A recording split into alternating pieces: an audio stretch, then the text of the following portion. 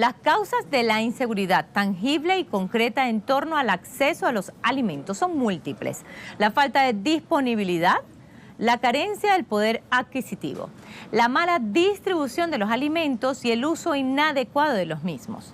Todos factores que describen la permanencia de un sistema, un orden mundial en el que el ser humano no es el eje principal. Se trata del capitalismo y sus pragmatismos de carácter neoliberal.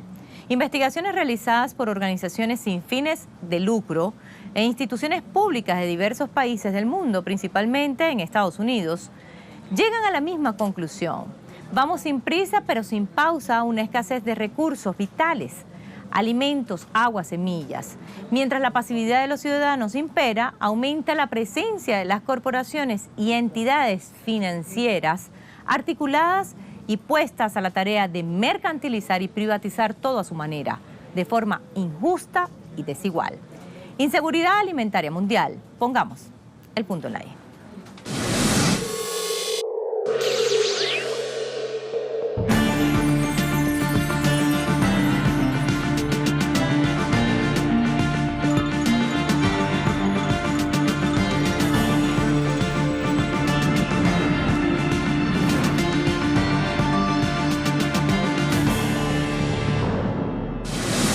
Según el portal web Misión Verdad, la inseguridad alimentaria mundial aumentará durante los siguientes 10 años, debido a problemas en la producción, el transporte, perturbaciones del mercado de la disponibilidad local de alimentos, el menor poder adquisitivo y las políticas gubernamentales contraproducentes. Cambios demográficos y las limitaciones de insumos clave, como la tierra y el agua, podrían agravar el riesgo de trastornos sociales e inestabilidad política en algunos países. África, América Latina y Asia serían amenazadas además por el cambio climático, el clima extremo, las enfermedades, la escasez de recursos, las enfermedades y la degradación ambiental. Un tercio de los alimentos producidos en todo el mundo no llega a las mesas debido a las pérdidas y los residuos. ¿Quiénes toman las iniciativas económicas en nuestros territorios? Desde que yo soy muy pequeña y hace muchísimos años, se habla de las formas que va a encontrar la FAO y todos los organismos internacionales para erradicar el hambre en el mundo. Decimos, ¿por qué hay que erradicar el hambre en el mundo cuando sobran alimentos en otras partes del mundo? Entonces ahí está quizá el centro del problema, es que alimentos en el mundo hay suficientes, pero sin embargo no hay una distribución de los mismos porque hay intereses del sistema capitalista, de las corporaciones muy poderosas transnacionales para que eso no ocurra. Entonces, llegan a nuestros territorios, toman las iniciativas, lo que implica, y aquí hay un tema que a mediano plazo va a haber que encarar en nuestros países, es el concepto de Estado Nacional, que es un concepto de la historia moderna, está desdibujándose por esta globalización de los mercados, que nosotros planteamos que la globalización de mercados es en contra de la integración de los pueblos, y entonces en ese marco el rol de los gobernantes de turnos es marginal, porque las decisiones las toman esas corporaciones multinacionales sobre territorios que no tienen contornos políticos. No les importa dónde termina el territorio de un país y de otro. El agua. Más de 1.000 millones de personas viven actualmente en regiones con escasez críticas de ese recurso. El Banco Mundial estima que 3.5 mil millones podrían experimentar escasez en el 2025. La agricultura consume el 70% del suministro mundial de agua dulce y el 40% de la agricultura mundial depende de riego. Varios países de Asia, América del Norte, África y casi todos los países de Oriente Medio y el norte de África bombean sus aguas subterráneas y la extracción es mayor que la reposición. Como resultado, su producción agrícola será limitada en los próximos 10 años y sin duda dependerán de los mercados globales. En el informe Seguridad Global del Agua, publicado en septiembre del 2015, se evalúa que durante los próximos 10 años, los problemas del agua contribuirán a la inestabilidad en estados importantes para los intereses de la seguridad nacional de Estados Unidos, aunque la escasez de agua, su mala calidad y las inundaciones por sí solas no traerían problemas políticos, causarían mayores perturbaciones sociales en combinación con la pobreza, las tensiones sociales, la degradación ambiental y la debilidad de las instituciones políticas. Según el informe, pudieran aumentar los objetivos terroristas que incluyan el agua y no se visualiza ninguna tecnología de punta que reduzca la demanda industrial de este recurso. El crecimiento económico generará un aumento en la demanda de agua dulce y de alimentos debido al incremento de la población mundial a 8.000 millones de habitantes. Y ya 42 millones de personas padecen hambre, pero año tras año desperdiciamos el 15% de los alimentos producidos en América y el Caribe. Frente a esta realidad, la gran pregunta es, ¿será necesario producir más alimentos o generar menos desperdicios? El mayor potencial para aliviar la escasez de alimentos sería a través de inversiones en infraestructura, tecnología y la educación para mejorar la cadena de suministro de alimentos, con menos recursos. Sin embargo, menos del 5% de toda la investigación y el desarrollo agrícola se gasta en la reducción de las pérdidas de alimentos y residuos. El interés académico se centra en la mayor producción, lo que es más rentable para las élites corporativas que, a su vez, dirigen y financian la investigación académica. El desperdicio de alimentos se produce en los distintos procesos, la mayoría en la fase de producción y procesamiento. En Argentina, por ejemplo, se desperdicia 1 kilo de alimentos por habitantes cada día, mientras el ciudadano o la ciudadana común arroja a la basura la comida o no aprovecha del todo sus potencialidades. Las empresas hacen lo propio, privatizan.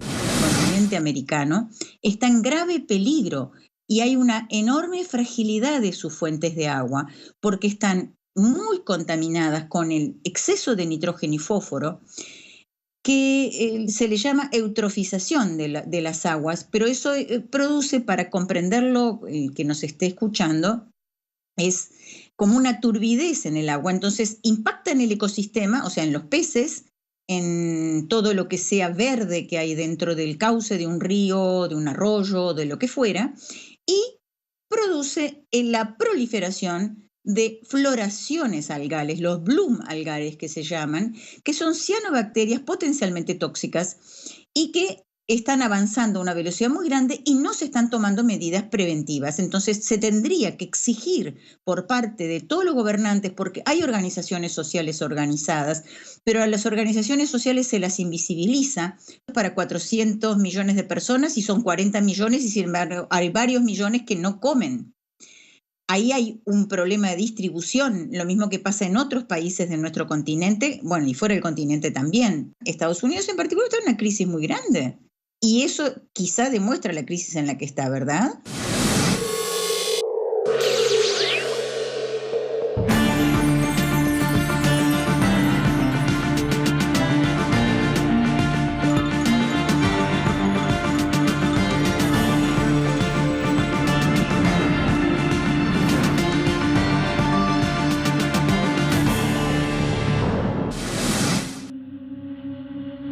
En el mundo es ahora más común una frase: atravesamos por una grave crisis alimentaria. Las estimaciones del Banco Mundial indican que la duplicación de los precios en los alimentos en los últimos 3 años ha agravado la situación de pobreza que padecen 100 millones de personas en los países con menos ingresos. Y eso significa una pérdida de más de 10 años en la lucha contra la pobreza en el mundo. Ante ello, se hace necesario emprender una nueva definición de política alimentaria mundial. Política alimentaria mundial. Mientras unos se preocupan en llenar sus tanques de gasolina, muchos otros luchan por llenar su estómago. Pero, ¿esta crisis es nueva? ¿Cuáles son sus causas? No es exagerado decir que la crisis alimentaria actual es de carácter global. En 1929, al finalizar la guerra, las leyes Forney-Macomber y Smoot-Hawley hicieron que los precios de los productos locales en Estados Unidos crecieran en forma desproporcionada, provocando fuerte presión inflacionaria y mermando aún más el poder adquisitivo de la gente. Entonces, la recesión local se volvió depresión y crisis exportada al resto del mundo. A partir de entonces, se comenzó a cocinar lo que ahora conocemos como crisis alimentaria. La crisis alimentaria actual es el producto de políticas que por décadas han venido afectando a la producción agrícola. Una mayor especulación en el mercado, menores apoyos al productor, alzas en los precios, menor producción, calentamiento global, apoyo a la producción de biocombustibles, daños causados a los suelos agrícolas, sequías e inundaciones, inseguridad en la calidad de los alimentos y malos hábitos alimenticios son los causantes de que hoy tengamos menos comida disponible para nutrir a un planeta donde cada segundo hay que alimentar 2.5 bocas más. Según datos de la agencia Bloomberg, el precio del arroz blanco grado B se triplicó en los últimos 12 meses, llegando a costar cerca de $1,100 por tonelada. En Estados Unidos, el maíz llega a costar $311 por tonelada, cuando hace 4 años costaba solo $118. En África, el mismo maíz llegó a costar en 2008 casi $400 por tonelada. Los alimentos básicos, según la FAO, del 2006 al 2008 han aumentado en un 57%. En Sumatra y Borneo, unos 4 millones de hectáreas de bosques han sido convertidas en cultivos de palma para producir biocombustibles. Veamos nuestro país. En los últimos 2 años, el costo de la canasta básica se incrementó alrededor de 42%. El consumo de leche es de 97 litros por persona, es decir, casi la mitad de lo recomendado por la FAO, que son 188 litros por persona al año. En las comunidades pobres se destinan cerca de 70 u 80% de su dinero a consumir alimentos. Nosotros importamos cerca de 25% de granos que consumimos. 45 de 106.7 millones de mexicanos están en la pobreza. Si bien la crisis alimentaria en nuestro país todavía no alcanza dimensiones catastróficas, no queda mucho tiempo como para no hacer nada. De no atender de manera seria y formal este problema, se afectará directamente la sustentabilidad humana.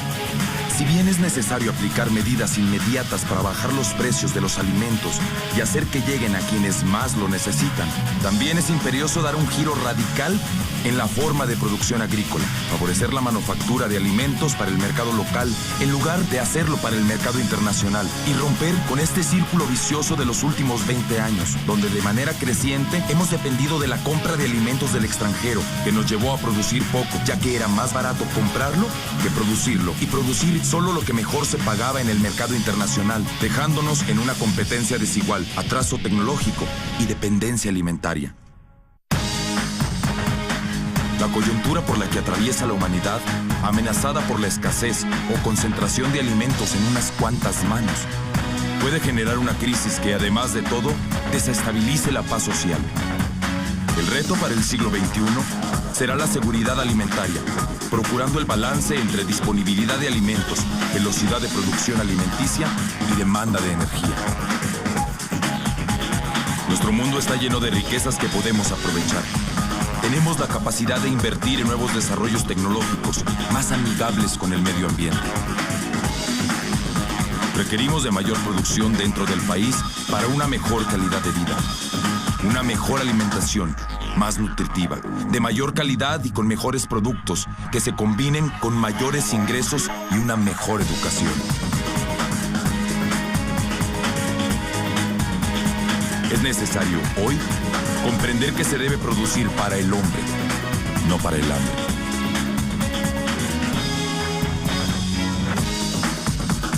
Al día de hoy, existen 1.000 millones de hambrientos de los 6.000 millones de humanos que habitamos en este planeta. Cabalgando como que delante de la crisis que amenaza al mundo. Crisis alimentaria, el informe de la FAO, el último que leíamos, es espeluznante. Ya hay más de 1.000 millones de personas en este mundo pasando hambre. En América Latina se incrementó la miseria, el hambre, en el mundo entero, en África, en Europa, en Estados Unidos. Es el agotamiento y la crisis del capitalismo que no da más. Food loss and waste can be caused by so many different factors. I'm talking about technological issues, economic factors, business considerations, and very important human practices, attitudes and human behavior. It is not an issue only of developing countries. It is an issue of transition and industrialized countries alike. We talk about an issue that globally impacts directly food and nutrition security for all.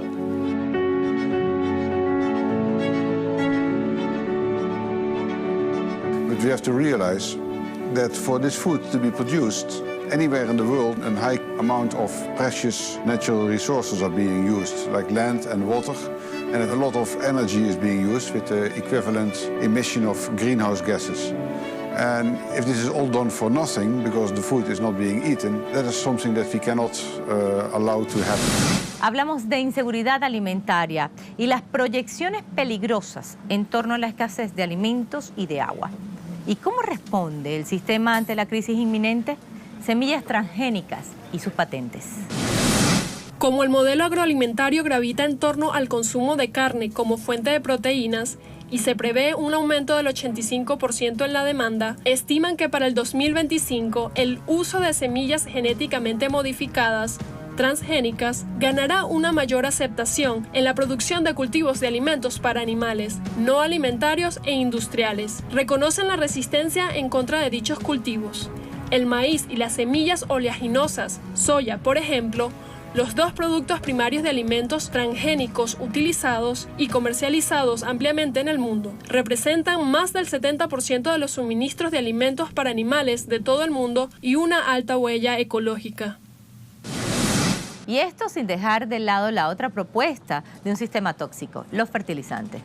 ¿Cuál es el rol de aliados como las transnacionales que se apoderan de la agricultura industrial y su casi total privilegio de decidir por encima de la soberanía de los Estados-nación sobre la matriz productiva de grandes regiones y las tecnologías a ser empleadas?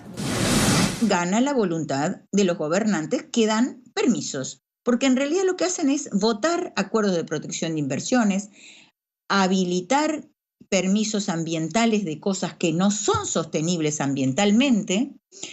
Yo he participado de las críticas a varias evaluaciones de impacto ambiental de algunas empresas depredadoras.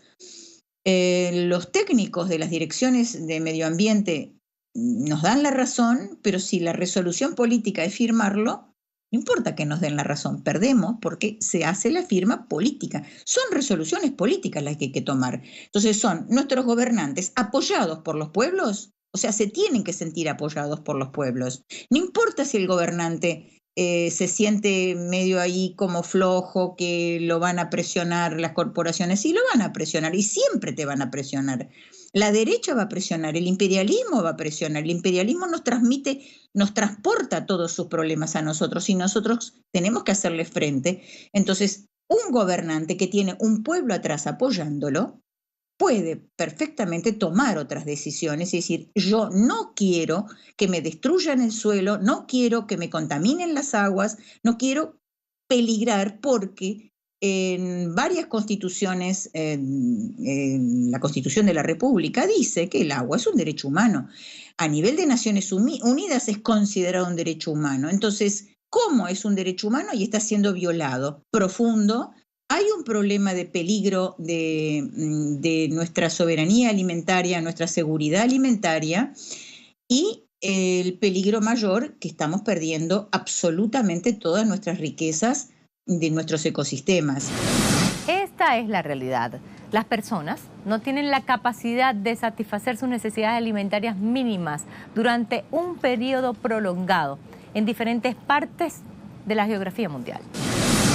Según los últimos datos de la Organización de las Naciones Unidas para la Alimentación y la Agricultura, 795 millones de personas sufren hambre en el mundo. La organización ha destacado la labor cubana, entre otros gobiernos, por la evidencia de una profunda voluntad política en solventar la situación. Pero en el resto del mundo así estamos. Casi el 50% de la población haitiana que reside en zonas rurales padece de inseguridad alimentaria, reveló la Coordinación Nacional de Seguridad Alimentaria. Y las regiones que han tenido los avances más lentos en la lucha contra este padecimiento son Asia Meridional y África Subsahariana. Según la la FAO, Cuba demuestra que los avances en seguridad alimentaria y nutricional solo pueden derivarse de una auténtica voluntad política, voluntad de la que adolecen las grandes potencias mundiales. Pusimos el punto en la I.